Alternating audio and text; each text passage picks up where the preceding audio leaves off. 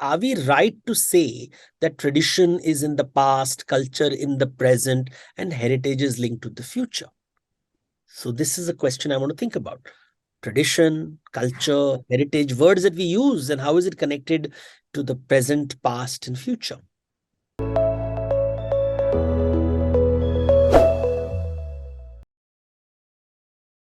Welcome everyone. This is UPSC Essentials Art and Culture with Devdutt Pattanaik. We are in motion. We are in the third episode.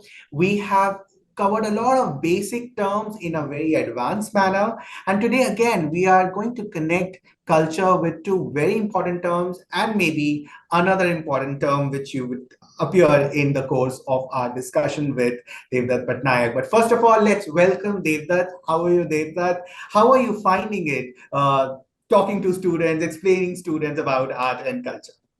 I'm enjoying it very much. Very nice. Going to the basics, asking very basic questions is very powerful.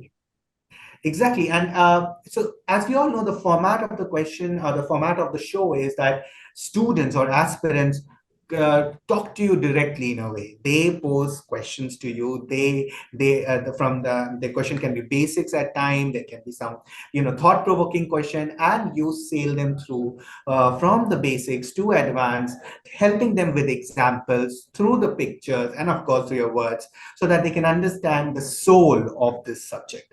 And that is why we are aiming to take them more through such videos, more through this program. We're going to have a lot of discussion with you, but today let's focus on this particular question. So we have a student whose name is Rishabh Jaiswal, and Rishabh Jaiswal sends you a question, which is this. Often culture, heritage and tradition are used interchangeably. What are the similarities and what are the different points of differences between them? Please explain with examples. So Devdutt, now let me just, for the understanding of our readers, of our viewers, let me just dictate or just tell you what he asked. And he says, often culture, tradition, and heritage are used interchangeably. What are the similarities and what are the points of differences? Please explain with examples. And I'm sure he says with examples because he knows that in his answers he has to write examples, and therefore he mentions that please explain with examples. So let us break up this question into smaller parts so that our audience understands it in a better way.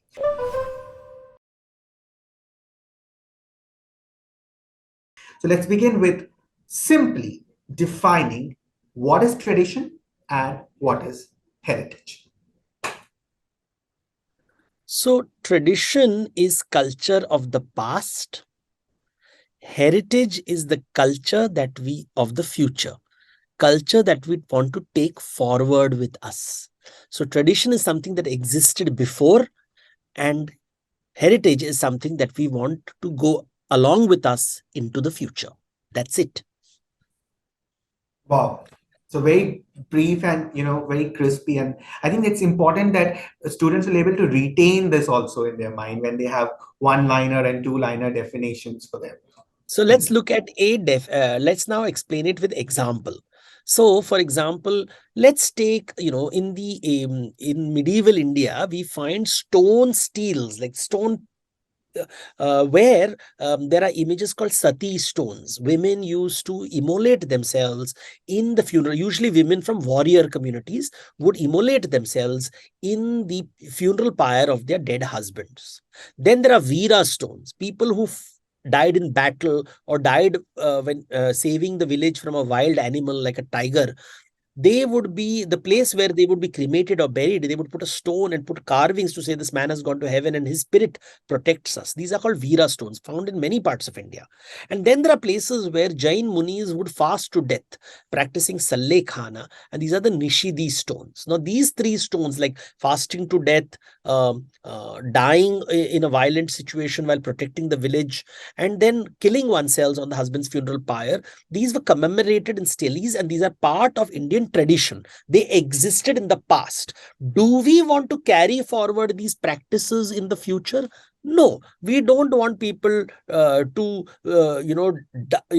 die in battle, right? We have shaheeds who die in battle when they're fighting, but we don't want it to happen. We don't want people. Don't want people to die. We don't want people to starve to death. We don't. These practices, while they are part of tradition, sati practice was there in the past. It is not something that I want to take forward. However, these steles, these stone statues which are there, I want them to be protected monuments. I want them to be part of museums, so we don't forget our past. That is how, this is the example I would like to give people, that there are certain things in the past which exist in the past, which we may like to take forward, those art images, those stone statues, but we don't want to carry forward those practices. Great. So we get a definition and we get examples. So this kind of gives a good capsule for our definition based questions which students always come across in their examination. Now let us understand also that how heritage, since you've explained it, is linked to culture. So my heritage is, a culture is something that you're living right now. Right now, culture is something which is present. You have a culture. It is informed by your past. So you are informed by certain traditions that come from the past. But there are certain things that are bygone era that you carry forward with you, which I said is heritage. So when we talk of culture, it has a past component, a present component, and a future component. Past component, as I said, is tradition. Present component is culture. Future component is heritage, what I take forward. For example, the Sanchi Stupa. Look at the Sanchi Stupa, which is found in Madhya Pradesh. It's a beautiful structure, which is about 2000 years old, beautiful artwork. Now, from a current present point of view, there is no connection. I don't know what to do with this structure. It's there. It belongs to the past, but it is part of my heritage. I want people to remember it in the future that, 2,500 years ago in India, there was a man called Buddha who taught a Buddhist ideology, and people venerated him and therefore built stupas in his honor. And kings, layers and layers of kings and merchants built railings around the stupa, built gateways around these stupas. They carved these statues, and this tells us how life was over 2000 years ago in India. And therefore, the Sanchi Stupa is part of my heritage. It's not my culture today. And I really don't get it from like immediate tradition. I don't see any tradition over here, but there is my heritage because I'm going to take it forward because it is a memory of my ancestors. If you allow me to ask you a very connected question, like we've discussed about these basic terms which are related to art and culture. We started with civilization in our first episode, and then we moved on to art. Today we are talking about heritage and related term. But there's also a term called custom. And a lot of time people talk about this is in my custom, this is not, and all. So what is this, what is this basically? What do we mean by the term custom and how is it connected to culture? So custom are practices of the present, certain practices of the present. It is my custom. So for example, in the morning, I wake up, I do not eat until I take a bath. Now that's a custom. I do puja before I eat. I have a puja room in my house, and after I do puja, I eat. Now that's a custom. Why do you do it? It is my belief that God lives in my house. He is my tenant. I'm his tenant. He is my landlord. The house really belongs to God. This is my belief. And because I believe he is the landlord, I am the tenant, I have a custom that in my house, I first will feed him and then I will feed myself. But before I feed anyone, I believe that we have to purify ourselves, and therefore bathing becomes important. So now I have a custom, I have a day-to-day practice. These are all happening in the present. So in the present, I have a belief which manifests in a custom. ये customary है. I do it. It doesn't make logical sense to people. It is not as just going to office or traveling to work or working in the office. These are also activities, but these are not customs. Customs have to be inherited and followed because it connects your present to the past. You are following a belief system and a custom that probably you have inherited from your parents or from your grandparents or from people around you. Great, great. And it's more interesting that how you brought the word belief in it and how it is more connected to custom. So, Devdutt, we have covered almost or these basic terms which are related to art, and they may be theoretical, but they're very important for examination and to build up from here. When we are going to go deeper in the topics, we need to be aware about these terms. But just to move from basics to advance, if I may ask you that, what is the soul of India's cultural heritage and tradition? And if you can explain it with example. So the soul of India's culture and heritage, when someone asks me, let's ask, what do we mean by soul? When we mean soul, soul is something that you cannot see. So what people are really saying is, what is the underlying belief system of Indian culture, which makes it different from, say, Chinese, or makes it different from Middle Eastern practices, European practices. So what is the fundamental belief system? And a simple answer could be, one of the things is the belief in rebirth. Indians believe in rebirth, or we believe nothing is permanent. Things come and things go. Like, for example, the Buddha said nothing is permanent. So in India, when you have this famous Ganpati puja in Bombay, there is this Ganesh puja which happens. You worship the image of God for 10 days. After 10 days, you'd put it in the Visarjan in the river or in the sea. It goes away. Durga puja happens for 10 days. After 10 days, you take the image of the deity and you put it in the sea. You do Varalakshmi puja in South India. They do the puja of the deity and they then put it in the water body. You do Satyanarayan puja in your house. After the puja, you take all the flowers and all the pot and you put it in the sea, which means nothing is permanent. So the one of the unique ideas which shape Indian thought is the belief that nothing is permanent, not even death, which is why we believe in rebirth. Nothing is permanent. So that's a very powerful idea in India, and that is not found in other parts of the world, and that is what makes us a unique culture. Devdutt, there's a very important question, since this is a show about the future bureaucrats and they're going to be part of the government. So how government, protects or safeguards the art, culture, and tradition, if you can answer. So, government comes up with policies to protect monuments. Let me give you an example. All monuments exist on certain public areas. For example, it could be middle of the forest. It could be next to a river, next to a lake. And let's say tomorrow you want to drain the lake, or you want to build a dam, or you want to claim the forest for mining activities. You could be destroying some very ancient structures. Now, should we go ahead or not? That's a question. That's a dharma sankat that the government will have to deal with.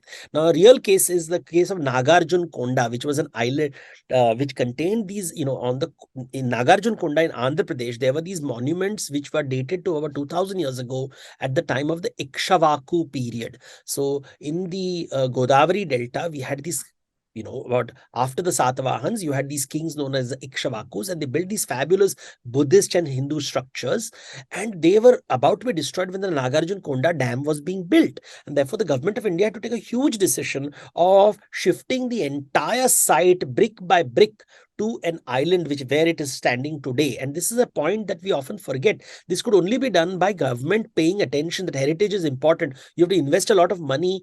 Archaeologists have worked together. So many people have to work together to protect that monument, which is 2,500 years. Otherwise, so many temples get washed away because of dams. They get submerged in rivers.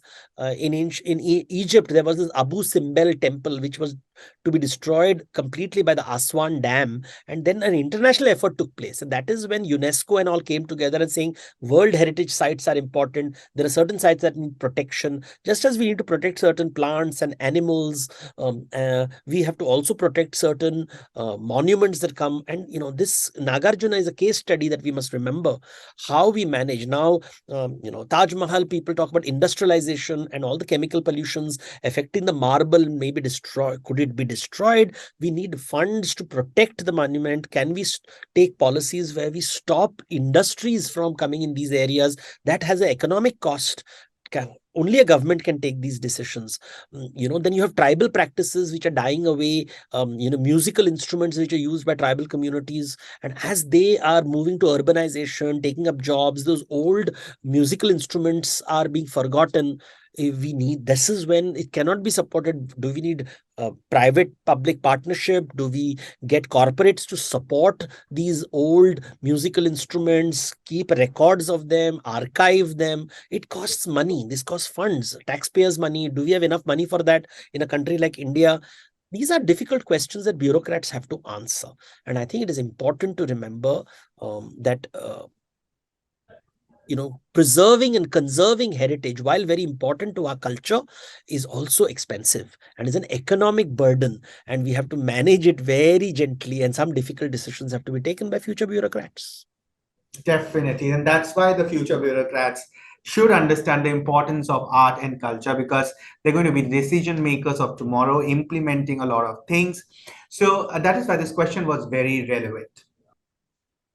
Great. So what we've done today is we've talked about certain basic terms as we were doing in the past videos. And also you allowed me to ask an advanced question where you really touch the soul of Indian heritage by telling us what is the soul of Indian heritage. So, but before going and before leaving our viewers in your own style, your point to ponder for your aspirants. I think the point to ponder this time is, how has international relations played an important role in making our culture? We don't live in an isolated framework. We live with neighbors. There are people around us, different cultures around us. And I wanted to ponder is, how has our international relationship impacted our culture, our art, our heritage? That was an interesting point to ponder, and that gives me a hint that next time we're going to talk about cultures abroad, exchanges, how do we learn from others, and what do we teach others. And that is an episode which I'm going to wait for. I'm sure all our viewers are going to wait for. So that's it for now. Manas Srivastav signing off. Thank you, Devdutt, for your show today. And remember one thing, that is, you have to subscribe to the Indian Express YouTube channel to get more such videos. And don't forget to think smart, work hard, conquer your goal. Thank you.